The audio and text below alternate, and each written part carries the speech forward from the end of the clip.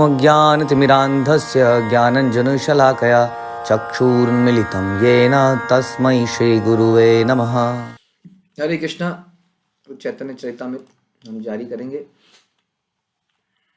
सार्वभौम भट्टाचार्य की मुक्ति मध्य लीला अध्याय 6 श्लोक संख्या हमने 224 किया था।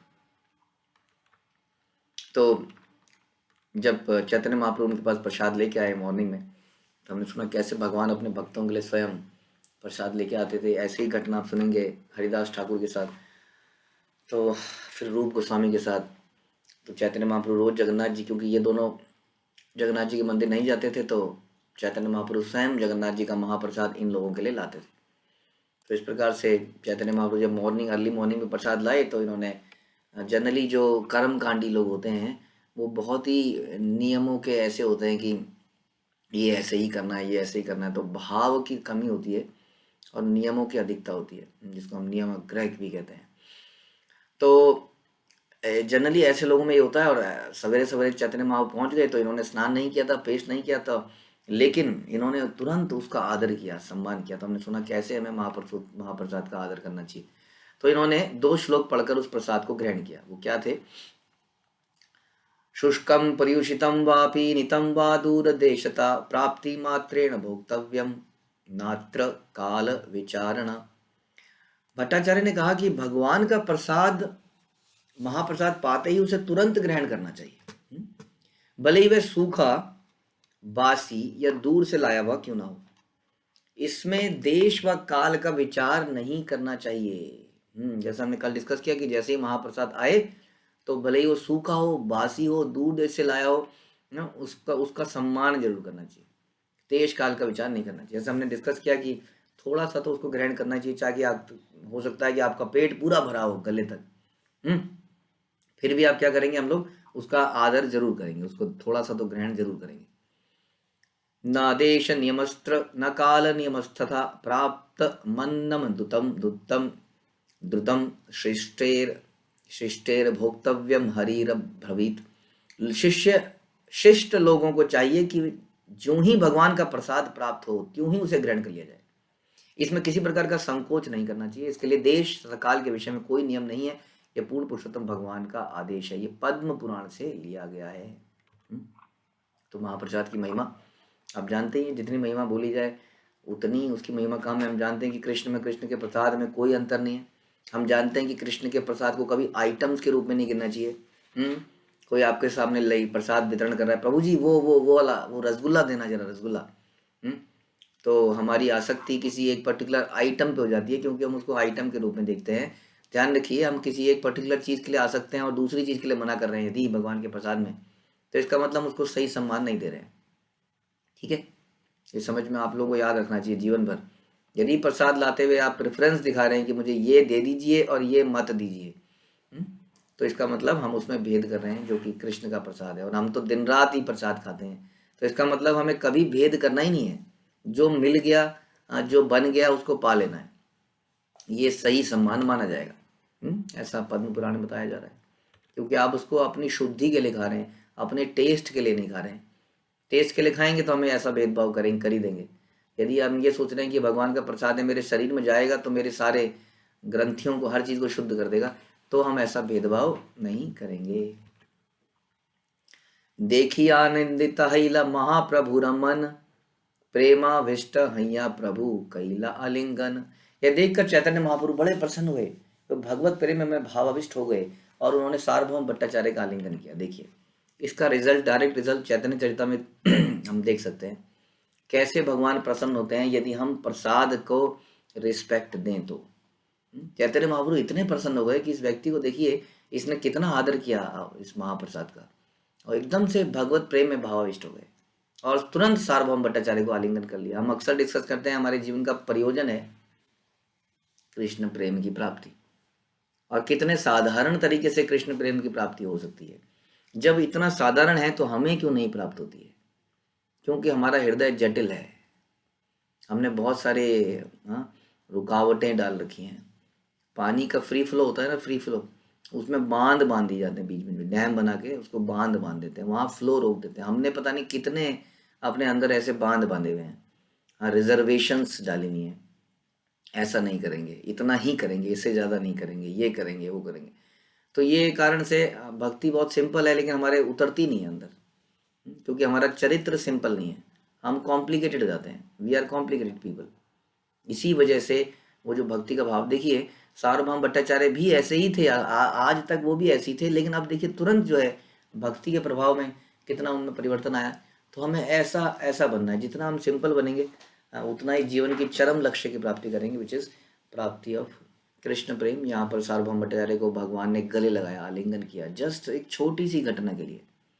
बहुत बड़े बड़े कारनामे करने की जरूरत नहीं है, छोटे छोटी घटनाओं से ही, क्योंकि इन्हीं घटनाओं से हमारे हृदय की स्थिति का पता चलता है। हम बड़े बड़े प्रोजेक्ट तो हम सब कर देते हैं वास्तव में, लेकिन ये छोटे छोटे जो हमारे हृदय में चीज़ें हैं, यही दिखाती हैं कि कितनी इंद्रिय तृप्ति की इच्छाएं अभी भी हैं, और भगवान उसको देख रहे होते हैं। हाँ, भगवान समझते हैं कि इसके अंदर अभी भी इंद्रिय तृप्ति की इच्छाएं हैं। इस हिसाब से फिर वो जो प्रेम है भगवान का, वो नहीं मिल पाता। दुई जने धरी दुई दुए करे न नर्तन, प्रभु भृत्य दुहा स्पर्शे दोहार फूले मन। प्रभु तथा दास ने एक दूसरे का आलिंगन किया और दोनों नाचने लगे।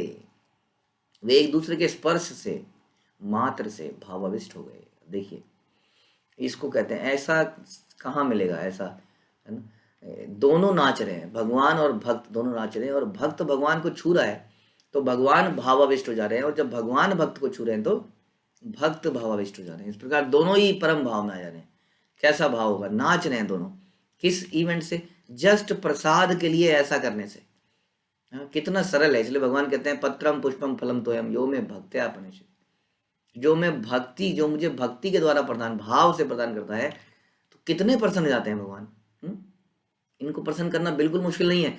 फिर भी हम देखते हैं संसार, पूरा संसार सभी देवी देवताओं को प्रसन्न कर लेता है, शिव जी ब्रह्मा को भी प्रसन्न कर लेता है, लेकिन भगवान को प्रसन्न नहीं कर पाता है। क्यों?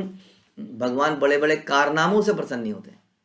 जैसे कि रावण ने जो है कैलाश पर्वत को उठा लिया, अपने सर काट के दे दिए, है ना। तो ऐसे है ना, और हिरण्यकश्यपु ने अपने सर को, अपने शरीर को चींटियों से खवा दिया, पूरा शरीर समाप्त हो गया। फिर भी हम देखते हैं ऐसे लोग भगवान को पसंद नहीं कर पाते। और ये सार्वभौम भट्टाचार्य जो प्रसाद ग्रहण किया बस, लेकिन वो जो इंटरनल भाव है, उससे पता चलता है कि व्यक्ति के इंटरनल इंद्रिय तृप्ति की इच्छा टोटली समाप्त हो चुकी है, वो बिल्कुल शुद्ध हो चुका है। इतनी छोटी सी घटना से दोनों नाच रहे हैं और दोनों एक दूसरे को स्पर्श कर रहे हैं और भाव में आ जा रहे हैं। स्वेद कंप अश्रु दुहे आनंद भसीला, प्रेमाविष्ट हैया प्रभु कही थे लागिला। जब वे नाचने लगे और आलिंगन करने लगे तो उनके शरीरों में आध्यात्मिक लक्षण प्रकट होने लगे। उनको पसीना आ गया, वे कांपने और रोने लगे, और महाप्रभु भावावेश में बोलने लगे, आजी मुई अनायासे जिनीनु त्रिभुवन, आजी मुई करीनु वैकुंठ आरोहण। चैतन्य महाप्रभु ने कहा, आज मैंने बड़ी आसानी से तीनों लोगों को जीत लिया, आज मुझे वैकुंठ लोक प्राप्त हो गया। चैतन्य चरितामृत जैसा ग्रंथ पूरे संसार में नहीं है वास्तव में। ये हमें फिलॉसफी भी देता है, भक्तों के जीवन भी देता है, और चरम चीज़ है ना, परम प्रेम जो है, इसका एग्जाम्पल, कई सारे एग्जाम्पल हमें इस ग्रंथ में दिखते हैं कि कृष्ण का प्रेम कैसा होता है, कैसे प्राप्त किया जाता है। तात्पर्य श्रील प्रभुपाद द्वारा श्रील प्रभुपाद की जाए। यहाँ पर मानव जीवन की सिद्धि का लक्ष्य संक्षेप में वर्णित किया गया है। प्रभुपाद कह रहे हैं मानव जीवन की सिद्धि मनुष्य को भौतिक ब्रह्मांड के सारे ग्रहों को पार करके ब्रह्मांड के आवरण को भेद कर आध्यात्मिक जगत में जाना है, वैकुंठ में। ये वैकुंठ लोक विविधता से पूर्ण है, आध्यात्मिक ग्रह मंडल है जो भगवान के निर्विशेष शारीरिक तेज ब्रह्म ज्योति में स्थित है। मनुष्य इन भौतिक जगत में के भीतर स्वर्ग लोक, चंद्र, सूर्य लोक, शुक्र ग्रह पर जाने की कामना कर सकता है इस भौतिक जगत में, किंतु यदि वह कृष्ण भावना में आध्यात्मिक रूप से उन्नत है तो वह इस भौतिक ब्रह्मांड के भीतर, यहाँ तक कि उच्च लोकों में भी रहना नहीं चाहता है। जैसा अभी हमने बताया था कि उस व्यक्ति की टोटल इंद्रियां तृप्त हो चुकी हैं, शुद्ध हो चुकी हैं, तो वो ये नहीं चाहता कि मैं ये आइटम खाऊं या वो आइटम खाऊं। छोटे से हिंट मिलता है कि उसके जीवन में अब क्या प्रायोरिटीज है, छोटी सी बात से।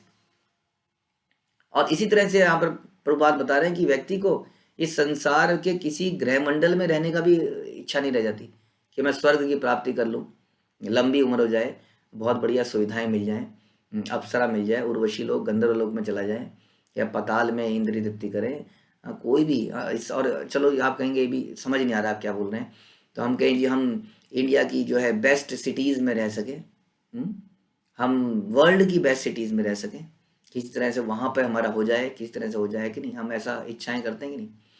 तो ये जो है प्रभुपाद बता रहे हैं कि भक्त के अंदर इस तरह की कोई इच्छा नहीं रह जाती, उच्च लोकों में भी नहीं रहना चाहता, प्रत्युत वह ब्रह्मांड के आवरण को भेद कर वैकुंठ जाना चाहता है। तब वह वहां स्थित किसी एक वैकुंठ ग्रह में रह सकता है, किंतु तो तभी रह सकता है जब इस प्रकार से उसकी इच्छाएं समाप्त हो जाएं। क्योंकि हम जानते हैं कि हमारे अस्तित्व का एकमात्र कारण है हमारी इच्छाएं। जब तक हमारे अंदर कोई इच्छा रह जाती है तब तक इस संसार में हमें बार बार आना पड़ता है, बार बार आना पड़ता है। श्री चैतन्य महाप्रभु के निर्देशन में भक्तगण सर्वोच्च वैकुंठ ग्रह गोलोक वृंदावन में पहुंचना चाहते हैं, जहां भगवान श्री कृष्ण तथा उनके शाश्वत पार्षदों का निवास है। लेकिन इसके लिए हमें ऐसा पहले बनना पड़ेगा, ऐसा इसलिए कहते हैं कि कृष्ण से आसक्ति और संसार से विरक्ति, तभी वो व्यक्ति जा पाएगा, नहीं तो वो यहीं पे घूमता रहेगा। जब तक उसके अंदर कुछ भी इच्छा रह गई है तब तक वो संसार में घूमता रहेगा। आजी मोर पूर्ण हैल सर्व अभिलाष सार्वभौमेर हैल महाप्रसादे विश्वास। चैतन्य महाप्रभु ने कहा मेरी समझ में आज मेरी सारी इच्छाएं पूरी हो गई, क्योंकि मैं देख रहा हूं कि सार्वभौम भट्टाचार्य को जगन्नाथ जी के महाप्रसाद में श्रद्धा उत्पन्न हो गई है। दोबारा से ये हमारे लिए लर्निंग यही है कि कैसे हमें भक्ति के एक एक अंग को देखना चाहिए, कितना इंपॉर्टेंट है। और सबसे कमजोर हम अगर हैं किसी चीज में तो आई थिंक लगता है जीव में ही है।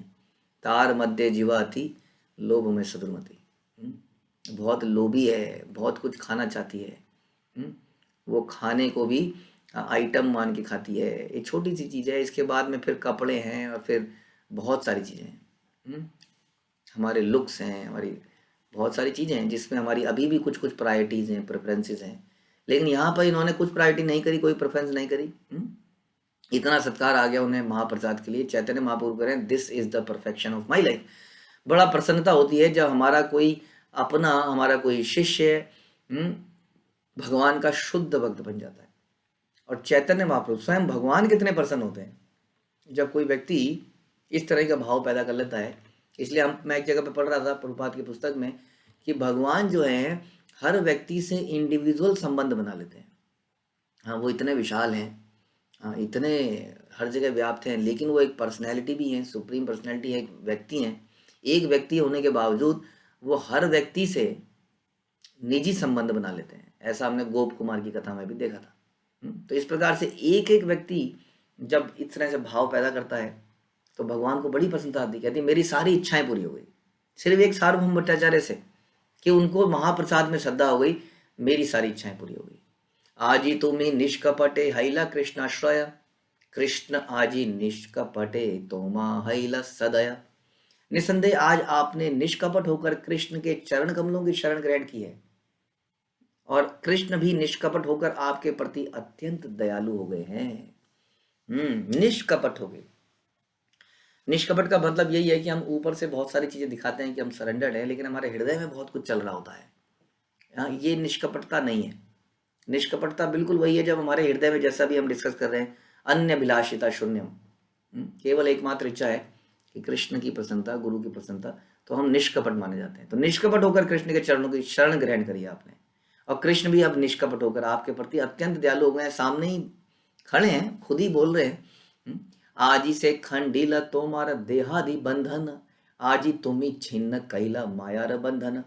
हे प्रिय भट्टाचार्य, आज आप देहात्म बुद्धि के भौतिक बंधन से मुक्त हो गए। आपने माया के बंधन को खंड खंड कर दिया। देखिए कितनी महिमा हम सोच सकते हैं महाप्रसाद के ऊपर श्रद्धा से। जरा सी एक्चुअली ये महाप्रसाद पे श्रद्धा नहीं दिखा रहा है, ये व्यक्ति का निष्कपट भाव, जैसे मैंने सुना, उसको दिखा रहा है कि now he is free of any sense gratification. कोई रिचुअल, कोई रीति रिवाज, जैसे कहते हैं सर्वधर्मान परित्यज्य, सारे धर्मों को सार्वभौम भट्टाचार्य ने त्याग दिया है। बहुत नॉलेजेबल थे, लेकिन वो सारे रीति रिवाज, ऐसे करना चाहिए, वो करना चाहिए, वो बिल्कुल प्योर भाव में आ गए। इसलिए कह रहे हैं कि आज आप देहात्म बुद्धि के भौतिक बंधन से मुक्त हो गए। बहुत ही एक तरह से हमारे लिए सीख है, कैसे बार बार हम वही डिस्कस कर रहे हैं, कितना सिंपल है भक्ति के ये अंग, लेकिन कितना मुश्किल है इनको करना। फिर भी क्यों मुश्किल है? क्योंकि हमारे हृदय में अनेक इच्छाएं हैं। आपने माया के बंधन को खंड खंड कर दिया है। आज ही कृष्ण प्राप्ति योग्य हैला तोमार मन, वेद धर्म लांघ्री कैला प्रसाद भक्षण। आज आपका मन श्री कृष्ण के चरण कमलों की शरण ग्रहण करने के योग्य हुआ है, क्योंकि आपने वैदिक नियमों का उल्लंघन करके भगवत प्रसाद ग्रहण किया है। क्योंकि बहुत सारे वैदिक नियमों को जानते थे, पहले आचमन कीजिए, फिर पैर धोइए, फिर पैरों को पोंछिए, फिर कुल्ला उल्ला तो करा ही होना चाहिए, नहाया तो होना ही चाहिए। उसके बाद में पेट में अब भूख लगी है, अब भूख लगी है तो खाना दो। कौन सा खाना दो? हाँ, ये वाला खाना नहीं दो, वो दो। कल वहां से आया था, उस माता जी ने तो ये भिजवाया था, वो कहाँ गया? वो तो खत्म हो गया। खत्म हो गया? कैसे खत्म हो गया? हाँ, वो तो हमने उसको दे दिया था। हाँ, उसको दे दिया, मुझे नहीं मिला। अब तुम्हें मेरे लिए बनाना पड़ेगा। खास तौर पे हमारे बच्चे ऐसा कर देते हैं, और बड़े भी ऐसा करते हैं सुप्त अवस्था में। बच्चे तो अपनी एक्सप्रेशन प्रकट कर देते हैं नाराजगी से, लेकिन बड़े प्रकट नहीं करते हैं। बड़े दूसरे तरीके से प्रकट करते हैं। दूसरे तरीके से उनका मुंह लटक जाता है, या थोड़ा सा गुस्सा आ जाता है, किसी और मैटर पे जाके निकलता है। हम सुनते ही हैं कि आदमी के प्राण अन्न में ही है। एक आदमी का हृदय उसके पेट से जीता जाता है, लेकिन भक्त का नहीं। भक्त का हृदय उसके पेट से नहीं जीता जा सकता। आप किसी भक्त को उसको अच्छा अच्छा खाना खिला खिला के प्रभावित नहीं कर सकते, क्योंकि उसको कृष्ण प्रेम की आवश्यकता होती है। वो व्यक्ति आपके हृदय की बारीकियों को जानते हैं। कई लोग जो है गुरु महाराज आते हैं तो उनके सामने बहुत सारी चीज़ें पेश करते हैं, विच इज़ वेरी गुड, ये बहुत अच्छा भाव है।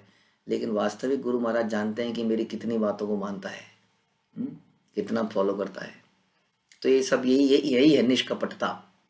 हम ऊपरी चीज़ें बड़ी आसानी से कर लेते हैं, दिखावटी चीज़ें। हम लोग महाप्रसादे भी गा लेंगे, कहीं समाज में गाएंगे तो ये सब, लेकिन हृदय में चल रहा होता है। हमारे छोटी छोटी बातें हैं, कहीं ना कहीं किसी हम देख लेते हैं। जैसे कहीं प्रसादम में हम गए, माना किसी बहुत बड़े पंडाल प्रोग्राम में, हमने देखा अरे इतनी सारी आइटम बनी है, एक आध आइटम हमारी फेवरेट थी, हमने देख लिया उसको, नज़र अब नज़र दिमाग में वही है।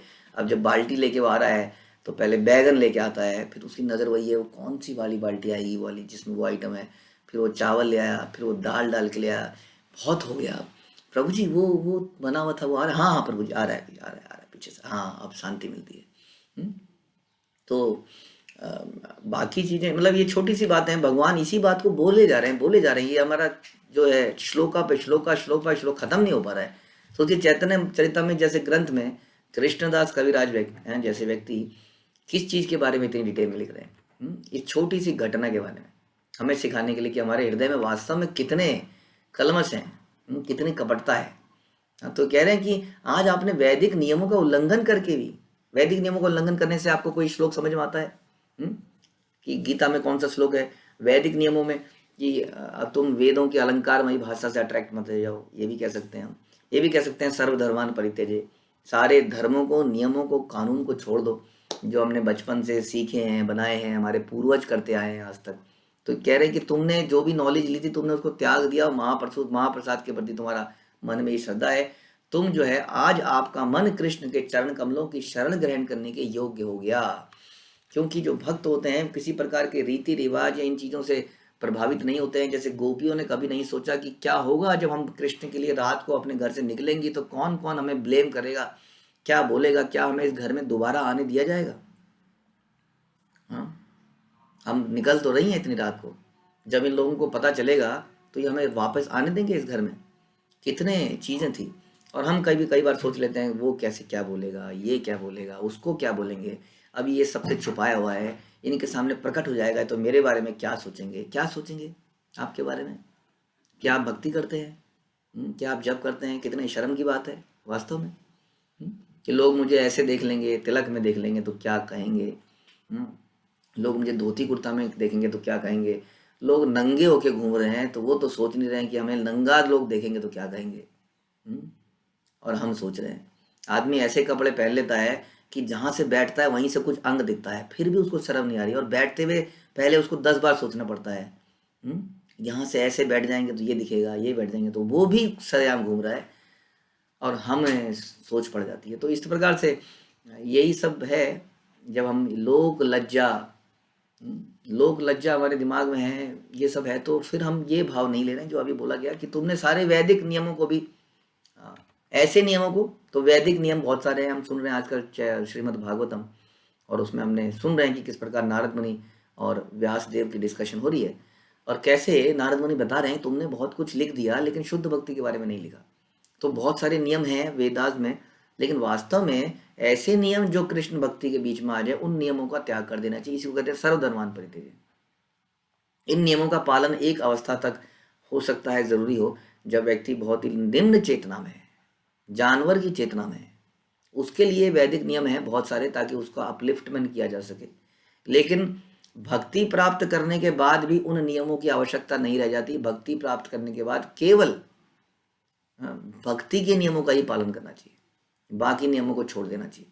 हम घबरा जाते हैं कि हमारे घर में तो आज तक जी दशहरे के दिन वो एक रावण बना करता था, उस पर दूब लगाई जाती थी या ये किया जाता था, अब इसको बंद कर देंगे तो क्या होगा, मैं आज तक शिव जी का जल चढ़ाता आया था, अब कैसे उसको बंद कर दूं, या वगैरह बहुत सारी ऐसी चीज़ें हो सकती हैं, बहुत सारी, जो हम नियमों का पालन करते आए थे आज तक। यहाँ पर भगवान इसीलिए इतने प्रसन्न हैं, ध्यान रखिए, इसीलिए कहते हैं कि सर्वधर्मान परित्यज्य मामेकम शरणं व्रज। इसलिए इट इज वेरी इंपॉर्टेंट, मामेकम शरणं व्रज, मेरी ही शरण में आओ बस। Krishna wants total surrender. कह सकते हैं Krishna is very possessive, Krishna is very possessive about his devotee, बहुत ही पॉजेसिव हैं, वो चाहते हैं मेरा ही बस, और किसी का नहीं, और किसी का नहीं हो सकता है, मेरा ही हो सकता है। तो ये जो है, इसी तरह से हमें सोचना पड़ेगा कैसे हम ये निष्ठा पैदा कर सकें अपनी परंपरा के प्रति भी, गुरु के प्रति भी, कि केवल मेरी ही, हाँ, तभी सामने वाले के अंदर एक कमिटमेंट पैदा होती है, yes I will protect you because you are under my shelter. एक अपने आप नेचुरल पैदा होती है अगर हम एक व्यक्ति पे इस तरह डिपेंडेंट होते हैं तो यहाँ पर वो कह रहे हैं तुमने सारे वैदिक नियमों का उल्लंघन कर दिया, जितने भी तुमने सीखे थे, भगवत प्रसाद ग्रहण किया, अब तुम्हारा मन जो है कृष्ण के चरण ग्रहण करने के योग्य हुआ है। येषां स एष भगवान दयेन्दन्तः दनन्तः सर्वात्मना श्रिता पदो यदि निर्वैलीकं ते दुस्तरामतितरन्ति च देव मायां नैषां ममाहमैति धीष्व श्रीगाल भक्षय। ये भगवद गीता नहीं, ये भगवद गीता से नहीं है, ये श्लोक कहाँ से है, श्रीमद् भागवतम 2.7.42 से हो सकता है। जब मनुष्य निष्कपट भाव से पूर्ण पुरुषोत्तम भगवान के चरण कमलों की शरण ग्रहण करता है, निष्कपट भाव से, फिर से आ गया, निष्कपट भाव का मतलब बार बार हम आपको समझा रहे हैं, जो आपके हृदय में की बारीकियों के अंदर भी वही है जो आपकी जबान पे है, जो आपके चेहरे पे है, जो आप सोच रहे हो, जो दूसरे को दिखा रहे हो, अंदर तक वही आप सोचते हो। जब मनुष्य निष्कपट भाव से पूर्ण पुरुषोत्तम भगवान के चरण कमलों की शरण ग्रहण करता है, तो असीम दयालु भगवान उस पर अपनी अहेतु की कृपा दिखाते हैं। इस तरह में अज्ञान के दुर्लंघ सागर को पार कर जाता है। तो अज्ञान के दुर्लंघ सागर इज लाइक अनलिमिटेड समुद्र आपने देखा है, समुद्र में अगर हमको फेंक दिया जाए तो क्या हम समुद्र को पार कर पाएंगे? अच्छे से अच्छा तैराक जो है कितना दूर जा पाएगा, है ना। तो यहाँ पे बता रहे हैं कि वो समुद्र, इस अज्ञान के समुद्र को जिसको पार पाना बड़ा मुश्किल है, पार कर जाता है। कैसे? यदि भगवान उस पर अपनी कृपा दिखाते हैं। तो कृपा किस पे दिखाते हैं? जब मनुष्य निष्कपट भाव से भगवान के शरण ग्रहण करता है। निष्कपट भाव बड़ा इंपॉर्टेंट, इसलिए भगवान गीता में बोलते हैं कि मैं प्रिटेंडर जो है ना, प्रिटेंडर दिखावटी व्यक्ति का कभी उद्धार नहीं करता हूँ। हाँ, हम बता रहे थे किसी को डिस्कशन में कि हमारे पास कोई भी व्यक्ति आ सकता है, शराबी, हम बता रहे थे कि हमारे एक भक्त थे जो कई बार शराब पी के हमारी क्लास में बैठ जाते थे। प्रभुपाद की क्लास में कई बार ऐसे ऐसे लोग बैठते थे कि बदबू आ रही होती थी वहां पर उस जमाने में। तो ऐसे लोग भी वेलकम है, आइए, लेकिन प्रिटेंडर उसका कुछ नहीं हो पाएगा। प्रिटेंडर जो है उसका भगवान कभी भी कल्याण नहीं करेंगे। और ऐसे कई चर्चाएं आप श्रीमद् भागवत में और भागवत की इसमें चैतन्य चरितामृत में सुनेंगे। देवानंद पंडित, कई सारे ऐसे लोग। एक बार की घटना है, एक राम, आई बिलीव रामदास उनका नाम था, वो रघुनाथ दास गोस्वामी के साथ आए। जब रघुनाथ दास गोस्वामी चैतन्य महाप्रभु से मिलने आए तो वो अपने पास अपने साथ में राम जी के विग्रह लेके चल रहे थे, हाथ में कंटिन्यूअसली ऐसे करके, और राम का ही नाम लिए जा रहे थे, राम का ही नाम लिए जा रहे थे। रघुनाथ दास गोस्वामी उससे बड़े इम्प्रेस थे। और चैतन्य महाप्रभु से जब वो मिले तो चैतन्य महाप्रभु ने रघुनाथ दास गोस्वामी का आलिंगन कर लिया और रामदास को देख के इग्नोर कर दिया। बाद में जब वो चले गए तब रघुनाथ दास गोस्वामी ने पूछा कि महाप्रभु ऐसा कैसे, ये व्यक्ति तो बहुत ही उन्नत भक्त था, रास्ते में ऐसे ऐसे कर रहा था, राम ही बोले जा रहा था, भगवान के विग्रह को सर पे लिए आ रहा था, ऐसा क्या हो गया। तब वो बताते हैं कि ये व्यक्ति जो है प्रिटेंडर है, क्योंकि वो तो हृदय में बैठे ना, ये खुद राम बनना चाहता है, इसलिए इसका मैं कभी कल्याण नहीं करूँगा। सोचिए, विग्रह लेके आ रहा है व्यक्ति सर पे, इतना लंबे रास्ते में राम बोले जा रहा है, इसलिए बड़ा मुश्किल है, इसको निष्कपटता को देखना बड़ा मुश्किल है। हम लोग नहीं पहचान पाते, लेकिन कृष्ण पहचानते हैं कि इसके हृदय में क्या है, ये वास्तव में सरेंडर्ड व्यक्ति है या नहीं है। इसलिए प्रिटेंडर का कभी भगवान कल्याण नहीं करते। आप पापी हैं, नो प्रॉब्लम, गलती करते हैं, नो प्रॉब्लम, आप चरणों पे गिर जाते हैं, अपनी गलती का एहसास करते हैं, भगवान तुरंत माफ कर देते हैं। लेकिन जो झूठ बोलता है, जो हृदय में कुछ है, बाहर से कुछ है, दिखाता है, उसका भगवान कल्याण नहीं करते हैं। जब मनुष्य निष्कपट भाव से भगवान के प्रति चरणों में शरण ग्रहण करता है तो भगवान दया दिखाते हैं, तो फिर वो अज्ञान के दुर्लंघ सागर को पार करता है। जिसकी बुद्धि देहात्म बोध में लगी है और जो है सोचता है कि मैं शरीर हूँ, वह कुत्तों सियारों का उपयुक्त भोजन है। परम भगवान ऐसे व्यक्ति पर भी कृपा नहीं करते, जो अपने आप को देहात्म बुद्धि में ही रहता है। देहात्म बुद्धि में रहने का क्या एग्जाम्पल है, यही एग्जाम्पल है जब मान सम्मान का आपको प्रभाव पड़ने लगे। इसने मुझे अपमान किया, मेरा अपमान किया इसने, प्रभाव पड़ रहा है। इसने मुझे इग्नोर किया, प्रभाव पड़ रहा है। मैंने इतनी भक्ति करी, मुझे क्या मिला, मुझे क्या मिला। बहुत सारे ऐसे विचार हो सकते हैं, देहात्म बुद्धि। और उसके बहुत और भी नीचे के लेवल के तो हो गए, अपने आप को सुंदर बनाने की इच्छाएं करना या अपनी जीव में कुछ अच्छा अच्छा डालने का प्रयास करना, ये सब चीज़ें और नीचे के लेवल की हो गई। ठीक है, तो ऐसा व्यक्ति बता रहे हैं कुत्तों और सियारों का उपयुक्त भोजन है, यानी कि जब वो मर जाए तो उसका संस्कार करने के लायक भी नहीं है वो व्यक्ति, उसको तो कुत्ते खा जाएं वही अच्छा है, ऐसा भागवत बता रही है। भगवान कभी भी ऐसे भक्त लोगों पर कृपा नहीं करते जो देहात्म बुद्धि से परायण है। भगवत गीता में स्पष्ट रूप से कहा गया कि सर्वधर्मान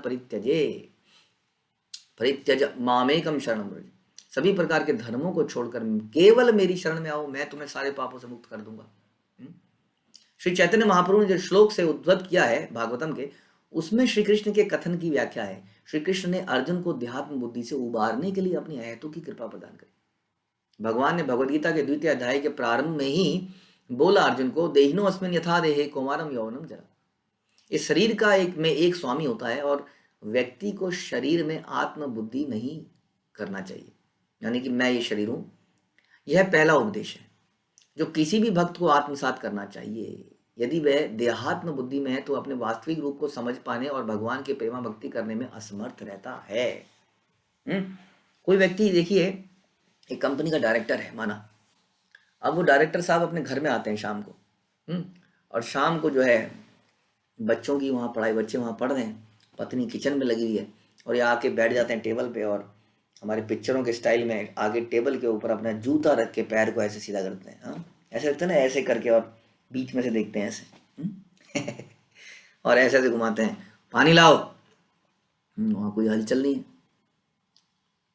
उसके बाद मैंने सुना नहीं, मैंने क्या पानी लाओ, 2-3 बार बोल के, अब कुछ भी हो सकता है, या तो पत्नी किसी तरह से खिसिया के पानी लाएगी, हो सकता है पटक के मारे, हो सकता है जैसे हम सोक्रेट्स की कहानी सुन रहे थे, पानी का गिलास लाया और मुंह पे मार दे। डायरेक्टर का भूत उतरा नहीं है अभी, घर है ये, घर, ये आपको ऑफिस नहीं है, यहाँ पे डायरेक्टर बनने की जरूरत नहीं है। तो कहने का मतलब है व्यक्ति घर के अंदर डायरेक्टर तो नहीं है ना, वो तो ऑफिस के अंदर डायरेक्टर है।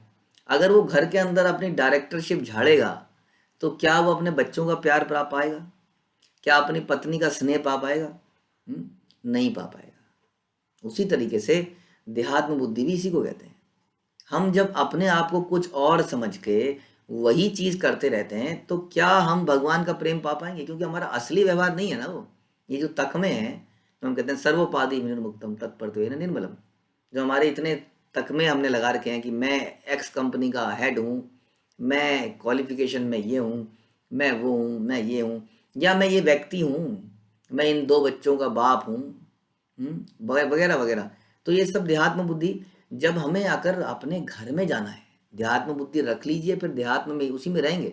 फिर ऑफिस में ही बैठे रहिए पूरे दिन, चपरासी सलूट मारता रहेगा, पानी का गिलास आपके टेबल पे रखता रहेगा। अगर आप चपरासी के पानी के गिलास से संतुष्ट हैं, अगर आपको पत्नी का स्नेह नहीं चाहिए, तो ऑफिस में बैठे रहिए पूरे दिन, एसी चलता रहेगा, आपकी सुख सुविधाओं का ध्यान रखा जाएगा।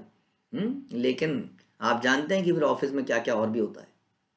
तो यदि हम इसी तरह देहात्म बुद्धि रहेंगे तो इसी संसार में रहेंगे, क्योंकि उस संसार में जाने के लिए तो आपको इससे छुटकारा पाएंगे, डायरेक्टरशिप को, इस देहात्म बुद्धि को छोड़ना पड़ेगा कि I am not this body actually में। इसलिए प्रभुपाद कह रहे हैं कि पहला ज्ञान यही लेना पड़ेगा। इसलिए कहते हैं सर्वोपाधि विनिर्मुक्तम तत्परत्वेन निर्मलम ऋषिकेश शीलनम भक्तिरुत्तमा भक्तिरुच्यते, कि जब हम ऋषिकेश की सेवा में अपनी इंद्रियों को लगाए हैं, सेवक बनना पड़ेगा। अभी तक हम मालिक थे ऑफिस के अंदर, अब घर में आके तो अपना ही घर है, पोंछा भी लगाना पड़ सकता है, खाना भी बनाना पड़ सकता है। तो ये एक जस्ट एन एग्जाम्पल है। इसको थोड़ा सा ऊपर उठ के आप ये देखें कि कैसे हम इस संसार में रहते हैं। इस संसार में भी हम इसी देहात्म बुद्धि में रहते हैं, और जब तक इस देहात्म बुद्धि में रहेंगे तब तक भगवान के धाम में नहीं जा पाएंगे। कैसे वो अपने स्वरूप को जानेगा, कैसे वो जानेगा कि नित्य कृष्ण नित्य दास, कैसे जानेगा? क्योंकि वो तो अभी इस देहात्म बुद्धि में है, वो कैसे किसी का सर्वेंट बनने को तैयार हो रहा है? नहीं हो रहा है। तो यह पहला उद्देश्य है जो किसी भी भक्त को आत्मसात करना चाहिए। यदि वह देहात्म बुद्धि में है तो वह अपने वास्तविक स्वरूप को नहीं समझ पाएगा, भगवान की प्रेमा भक्ति प्राप्त करने में असमर्थ रहेगा। जैसे मैंने बोला, अपनी पत्नी का, अपने बच्चों का प्यार नहीं पा पाएगा। रखो, आप हो गए डायरेक्टर अपने घर में, लो पकड़ो पानी, ओके जी हम चल रहे हैं। कोई प्यार नहीं करेगा उस व्यक्ति को। इसलिए ये सब छोड़ना पड़ेगा हमें, ध्यान रखिए, वरना भगवान का प्रेम कैसे प्राप्त होगा? दिव्य पद प्राप्त कर किए बिना ना तो भगवान की हेतु की कृपा की आशा की जा सकती है, न ही अज्ञान के विशाल सागर को पार किया जा सकता है। दिव्य पद को तो प्राप्त करना ही पड़ेगा। दिव्य पद को प्राप्त करने के लिए करना क्या पड़ेगा? अभी अभी जैसा बताया, सिंपल, जब हम निष्कपट भाव से भगवान की शरणागति करते हैं तो भगवान की कृपा होती है और हम इस समुद्र को पार कर ले पाते हैं। लेकिन निष्कपट भाव से जब हम ऐसा करते हैं, शरणागति में चले जाते हैं। भगवान कृष्ण ने इसकी पुष्टि भगवद गीता में करी कि मामेव ये प्रपद्यन्ते मायामिताम तरन्ति थे। यदि आप ऐसा करेंगे, देखिए फिर यहाँ बोला मामेव, माम एव, मुझे ही, मेरी ही, और कोई आसरा नहीं है और कोई सहारा नहीं है। जब वो मेरी ही शरण में इस प्रकार आ जाता है तो क्या होता है? तो माया से तर जाता है, तार देता हूँ मैं उसको। कृष्ण के चरण कमलों के शरण ग्रहण किए बिना माया के पास से मुक्त होने की आशा व्यर्थ है। जैसे कि एक हवाई जहाज है, बहुत बड़ा जल दूत है, जैसे बहुत पानी का स्टीमर है, उसको स्टीमर के सहारे से यदि आप उस स्टीमर में चढ़ गए तो समुद्र को पार कर सकते हैं, अदरवाइज इट इज़ इम्पॉसिबल। बहुत बड़ी बड़ी मछलियाँ हैं जो आपको खा सकती हैं, क्रोकोडाइल है, न जाने क्या क्या चीज़ें हैं, और इतना बड़ा समुद्र है, सांस छोटी सी है। उसी तरह से इस संसार को हम पार नहीं कर सकते जब तक कृष्ण की शरण ना ले लें।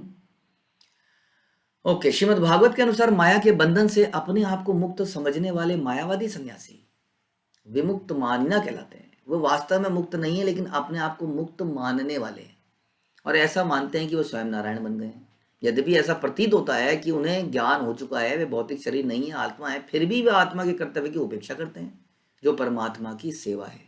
इसलिए उनकी बुद्धि अशुद्ध रहती है। इसलिए जब तक कोई कहे कि मैं, हम लिख देते हैं ना, हम कोई मैसेज लिख देते हैं, हरे कृष्णा दंडवत प्रणाम, this your servant, yours useless servant, yours aspiring servant. बहुत नए नए वर्ड हम इन्वेंट करते हैं ताकि थोड़ा डिफरेंट हो। देखिए सबके में लिखा होता है योर सर्वेंट, से तो सब लिखते हैं, मैं कुछ डिफरेंट लूंगा, yours most aspiring useless careless servant of servant. अब ये थोड़ा डिफरेंट हो गया, तो केवल मुझे लगता है थोड़ा डिफरेंट बनने के लिए भी हम लिख देते हैं। कई लोग तो अपने सिग्नेचर में ही डाल देते हैं, ऑटोमेटिक लिखा हुआ आ जाए, भूल गया तो योर सर्वेंट लिखा हुआ आ जाए तो बस। तो वास्तव में ऐसा यहीं पर मायावादी सन्यासियों के लिए बता रहे हैं, ऐसा हमें लगता है कि हम सर्वेंट बन गए हैं, जैसे उन्हें लगता है कि वो मुक्त हो गए हैं, लेकिन वास्तव में यदि हम सर्वेंट हैं तो हमारे पास से सर्विस भी होनी चाहिए। निम्न सर्विस, भक्तों की सर्विस। हम हमेशा अपने आप को उनका दास माने, फिर हमें कैसे लग सकता है कि इसने ऐसा क्यों बोल दिया, इसने ऐसा क्यों बोल दिया, क्योंकि हम दास मानते नहीं हैं, हम दास बोल देते हैं, जैसा हम लिख देते हैं। तो यहाँ पर मायावादी सन्यासियों के लिए भी ये बता रहे हैं, ये नहीं, यही इसी को कहते हैं निष्कपटता का ना होना या कपटता का होना। यही कपटता है कि हम लिख रहे हैं कुछ और फील कर रहे हैं कुछ और, लिखते हैं सर्वेंट लेकिन फील करते हैं कुछ और। इसको कपटता कहते हैं। तो कपटता से जब हम शरणागति करेंगे, हाँ, तो भगवान की ये नहीं होगा जो अभी सार्वभौम भट्टाचार्य के साथ हुआ, ये नहीं हो पाएगा। जब तक मनुष्य की बुद्धि निर्मल नहीं होती, सुना, जब तक मनुष्य की बुद्धि निर्मल नहीं होती, अभी हमने सुना निर्मल कब होती है, सर्वोपाधि विनिर्मुक्तम तत्पर्त्वेन निर्मलम, जब सारी उपाधियों से मुक्त होते हैं। ये उपाधियां किसको मिलती हैं? ये उपाधियां मिलते हैं शरीर को। सीनियोरिटी की भी एक उपाधि होती है कि मैं यहाँ पर पिछले 10 साल से हूँ, कोई सोचता है मैं यहाँ 5 साल से हूँ, कोई नया नया भक्त आता है तो हम उसको बोलते हैं जब करने मन लग रहा है, कोशिश कर, हाँ हाँ होता है, चिंता मत कर, हो जाएगा हो जाएगा, लगा रहे। तो हम थोड़ा सा दिखाने की प्रयास करते हैं, yes I am senior here, मैं पिछले 5 साल से हूँ, तुम तो नए आए हो, अभी तुम्हें पता चलेगा बच्चों, आओ तो सही, अभी क्या क्या पता चलता है, देखने में सब सही लगता है, अंदर की बात पता चलेगी। धीरे धीरे पता चलेगा तुम्हें। कई व्यक्ति बहरूपीय बन के बैठे होते हैं अंदर ही। एक बार क्या हुआ, हमारे एक ब्रह्मचारी भक्त थे, वो ब्रह्मचारी भक्त एक सीनियर ब्रह्मचारी के पास गए। कहीं की बात है, वो हम बताना नहीं चाहते, कहीं किसी मंदिर की बात है, भारतवर्ष में समझ लीजिए। अब वो उन सीनियर भक्त के पास गए तो वो भक्त उनसे बात करते हैं कि ऐसे ऐसे मेरे को आशीर्वाद दीजिए कि मैं ब्रह्मचारी आश्रम का पालन कर पाऊँ माना। कहते हैं ब्रह्मचारी, पता है मंदिर में क्या चलता है, मुझे मेरी मान ब्रह्मचारी छोड़ दे, फंस जाएगा, मर जाएगा, थोड़े दिनों में सब कुछ समझ में आ जाएगा क्या होता है यहाँ पर, मुझे मालूम है, मेरे से सुन। अब सुनिए, ब्रह्मचारी के चोगे पहन के उसी मंदिर का खा के, हाँ, हम लोग उसको राय दे रहे हैं। अरे क्या उसके गुरु नहीं रहे इस संसार के अंदर जो उसको राय नहीं दे सकते, जो हम राय देना चाह रहे हैं? वो उनको राय दे रहे हैं कि ब्रह्मचारी छोड़ दे। थोड़े दिनों बाद पता लगता है कि उनकी बेटी है, उनकी बेटी कोई कोई है उनका, उसकी शादी वादी का कुछ चक्कर है, उससे शादी करना चाहता है कोई व्यक्ति। ये एक और कहानी है, 2 लोग थे ऐसे। तो वो भी चाहते हैं कि उस ब्रह्मचारी किसी तरह से, वो ब्रह्मचारी आश्रम को छोड़ दे और मेरी बेटी से शादी कर ले। अब मंदिर के बहुत बड़े अधिकारी मंदिर का ही खा रहे हैं, मंदिर में ही रह रहे हैं, सब कुछ मंदिर का ही कर रहे हैं। ये होती है कपटता। हम्म? ये जब हम हमारे अंदर आती है ना कि हाँ हमें पता है क्या क्या होता है यहाँ पर, हमें पता है, जैसे न जाने आपको कितना कुछ पता चल गया है संसार के बारे में। कृष्ण को भी सब कुछ पता है कि आपको क्या पता है।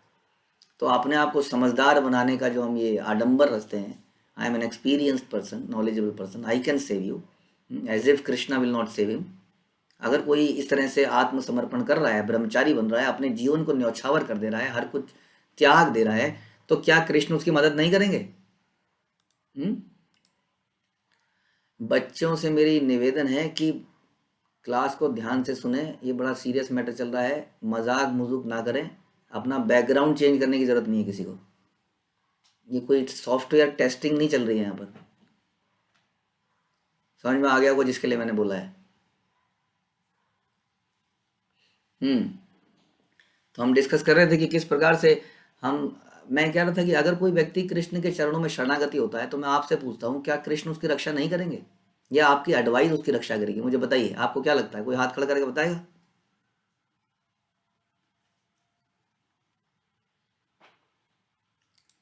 बोलिए जी, ये चैतन्य विभू यहाँ से कौन बोलना चाह रहा है, पता नहीं। हरे कृष्णा जी। हाँ जी।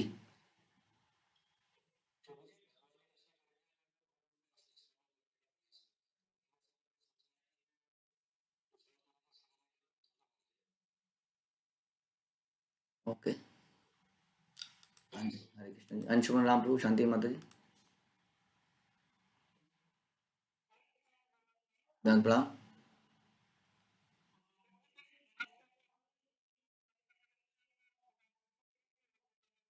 नहीं, अगर उसका डिसीजन, अगर उसका उसका कार्य कुछ गलत है, जैसे कि उसको मालूम नहीं है यहाँ क्या पॉलिटिक्स चलती है, और वो बेचारा ब्रह्मचारी बन गया, अब क्या होगा उसको? वो तो पॉलिटिक्स में मारा नहीं जाएगा।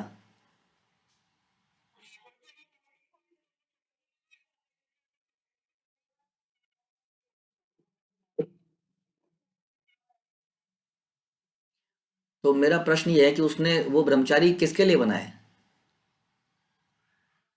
भगवान के लिए बना है। उसने शरणागति गुरु को करी है, ठीक है, उसने माना पूरे हृदय से, स्वच्छ भाव से, आपका धन्यवाद, स्वच्छ भाव से करी है। तो ऐसे में क्या भगवान उसकी रक्षा नहीं करेंगे? तो इसका मतलब तो भगवान झूठ बोलते हैं कि नामे भक्त्या प्रणश्यति। Do we need somebody's advice? क्या हम जब भक्त शरणागति करते हैं, अपना सब कुछ त्याग देते हैं माना, तो क्या वो हम ये सोच के करते हैं I am taking a calculated decision, calculated risk, risk assessment करते हैं क्या हम? जैसे संसार में बिजनेस चलाने के लिए हम कोई रिस्क असेसमेंट करते हैं ना, रिस्क असेसमेंट, इसमें कितना रिस्क है। तो क्या हम भक्ति करने में भी रिस्क असेसमेंट करते हैं कि इसमें हाँ ऐसा हो गया तो ये हो जाएगा, ऐसा हो गया तो now I am safe? No, you are not safe, nobody is safe here in this world. हाँ, जब तक भगवान है तभी तक उन्हीं की कृपा से सब कुछ सेफ है, अदरवाइज कोई भी सेफ नहीं है। बड़े से बड़े डिसीजन भगवान सेकंड में पलट देते हैं और अपने भक्तों की भगवान रक्षा करते हैं अपने सुदर्शन चक्र से, अपनी गदा से, जो भगवान हमेशा धारण किए रखते हैं भक्तों की रक्षा के लिए, ये दोनों अस्त्र। भगवान ने दुर्वासा मुनि से अम्बरीश महाराज की रक्षा करी। दुर्वासा मुनि वॉज बीइंग कैलकुलेटिव, पॉलिटिकल आदमी, जो कह रहा था कि नहीं नहीं ऐसा है, ये तो गलत है, ऐसा है, लेकिन भगवान, भक्त बड़ा सरल था, भगवान ने उनकी रक्षा करी, न जाने ऐसे कितने केसेस में रक्षा करी। तो व्हाट इज इंपॉर्टेंट इज, यहाँ पर इसलिए इसी श्लोक में यही बात बताया जा रहा है, कैसे निष्कपट भाव से हम जब शरणागति हो जाते हैं तो भगवान हमारी रक्षा करते हैं, और अल्टीमेटली एनीवे भगवान ही रक्षा कर रहे हैं हमारी। इसलिए हमें बहुत ज़्यादा दिमाग लगाने की जरूरत नहीं है, हम बहुत ज़्यादा राय लेने लगते हैं कई जगह से, इसकी ज़रूरत नहीं है वास्तव में, क्योंकि वो सारी राय बेकार हो जाती हैं। Bhagwan is the ultimate protector, do you know, don't you know that, कि कृष्णा ही प्रोटेक्ट करते हैं हमें। इसलिए यदि हम निष्कपट भाव से करते हैं तो भगवान हमारी रक्षा करते हैं। यही बता रहे हैं यहाँ पर कि जब तक मनुष्य की बुद्धि निर्मल नहीं हो जाती तब तक उसका उपयोग भक्ति को समझने में नहीं कर सकता। भक्ति का शुभारंभ तब होता है जब मन, बुद्धि, अहंकार पूर्णतः शुद्ध हो जाते हैं।